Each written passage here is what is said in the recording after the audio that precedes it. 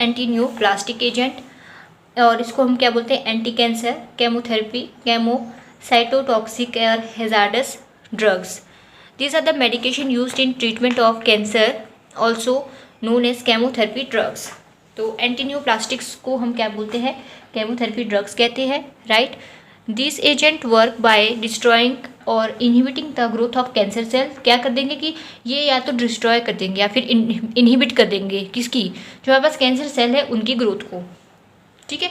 These are commonly administered through different routes such as oral, intravenous, intramuscular और subcutaneous. There are various types of antineoplastic agent, each with its specific mechanism of action and indications. Some commonly used example includes cytotoxic agent. These drugs directly kill cancer cell. तो cytotoxic का मतलब क्या है कि ये क्या कर देंगे, डायरेक्टली किल कर देंगे हमारे पास, directly kill the cancer cells by interfering with their DNA replication. You know DNA replication. What is DNA replication? DNA to DNA formation is called what? इसको या तो DNA रेप्लिकेशन या DNA डुप्लीकेशन टर्म कहा जाता है. और फिर DNA से हमारा RNA बनना, उसको क्या बोलते हैं हम, ट्रांसक्रिप्शन, राइट. ये हमारे पास replication, this is one transcription, और लास्टली हमारे पास RNA से क्या बन जाता है, प्रोटीन, उसको बोलते हैं हम translation. And this whole process is known as central dogma, right. तो क्या करेंगे, जो हमारे पास डायरेक्टली किल कैसे करेंगे, ये इंटरफेयर करेंगे हमारे पास डीएनए रेप्लिकेशन के साथ और inhibiting the cell division, cell के साथ डिवीजन हो जाएगा. जैसे हम देते हैं एग्जांपल साइक्लोफॉस्फामाइड, इसका किसका एग्जांपल हो गया, साइटोटॉक्सिक एजेंट का. ठीक है. दूसरा हमारे पास टारगेट थेरेपी, एंटीन्यूप्लास्टिक एजेंट की हम एग्जाम्पल की बात करें ना, तो टारगेट थेरेपी क्या होते हैं हमारे पास, these drugs specifically target certain molecules, मतलब इसमें टारगेट करेगा स्पेसिफिक मॉलिक्यूल को और genetic mutations found in cancer cells, helping their growth and promoting cell death.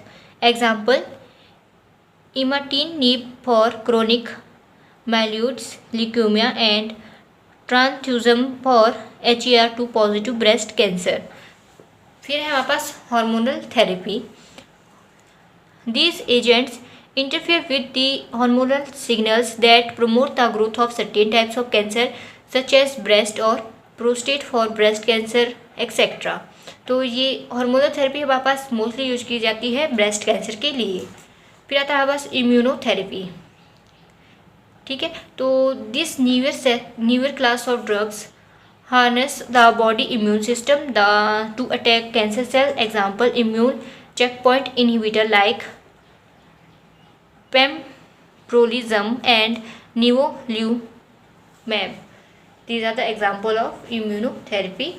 Next है, since it has some side effect, right, जैसे हमारे पास हो गए nausea, vomiting, hair loss, fatigue, anaemia etcetera.